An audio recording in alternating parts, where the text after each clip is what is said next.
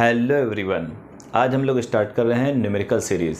इस numerical series में हम लोग डिफरेंट कम्पिटिटिव एग्ज़ाम के, जैसे हमारा IES का एग्ज़ाम हो गया या फिर गेट का एग्ज़ाम हो गया या फिर SSC JEE का एग्ज़ाम हो गया, इसमें आए हुए प्रीवियस ईयर के क्वेश्चंस को सॉल्व करेंगे।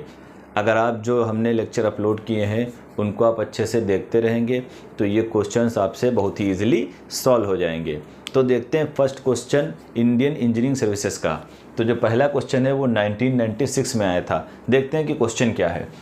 क्वेश्चन में बताता है कि zeroth law of thermodynamic states that. तो जैसे ही आप क्वेश्चन पढ़ें तो आपके माइंड में जीरोथ लॉ क्या होना चाहिए, प्रोसेस हो जाना चाहिए, मतलब आपके माइंड में जीरोथ लॉ रोटेट कर जाना चाहिए। तो जीरोथ लॉ में क्या बताता है? जीरोथ लॉ में बताता है कि अगर कोई दो बॉडी किसी तीसरी बॉडी के साथ थर्मल इक्विलिब्रियम में है।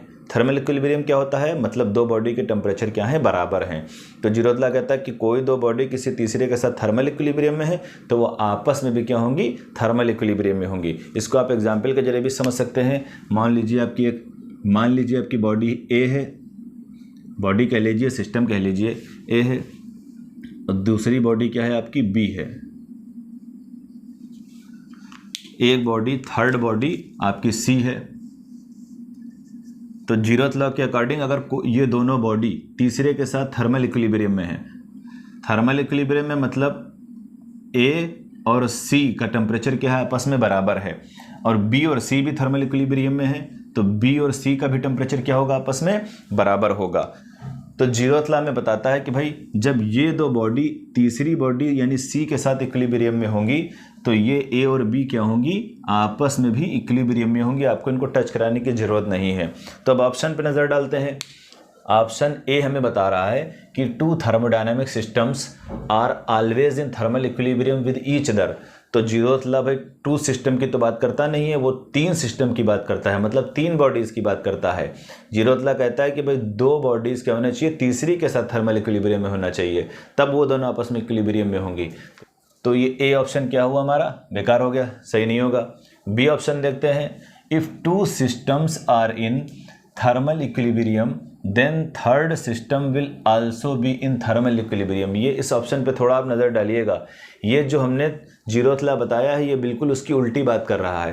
कह रहा है कि अगर जो दो सिस्टम थर्मल इक्विलिब्रियम में होंगी तो वो तीसरे के साथ भी थर्मल इक्विलिब्रियम में होंगी, जबकि जीरोथ लॉ इसकी उल्टी बात बताता है। जीरोथ लॉ कहता है कि अगर जो दो सिस्टम या दो बॉडी किसी तीसरे के साथ थर्मल इक्विलिब्रियम में है तो वो आपस में भी क्या होंगी, थर्मल इक्विलिब्रियम में होंगी।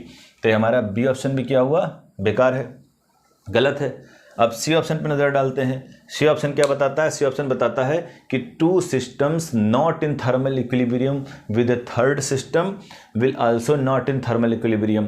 तो थर्ड ऑप्शन कह रहा है कि नॉट इक्विलिब्रियम, जबकि हमें जीरोथ लॉ क्या बताता है, इक्विलिब्रियम के बारे में। तो ये ऑप्शन भी क्या हुआ हमारा, गलत हो गया। अब नेक्स्ट ऑप्शन देखते हैं, ऑप्शन डी। डी बताता है when two systems are in thermal equilibrium with a third system then they are in thermal equilibrium with each other। ये बिल्कुल सही बात कह रहा है। ये कह रहा है कि अगर कोई दो सिस्टम किसी तीसरे के साथ थर्मल इक्विलिब्रियम में है तो वो आपस में भी क्या होंगे, थर्मल इक्विलिब्रियम में होंगे। तो हमारा डी ऑप्शन क्या है, बिल्कुल सही।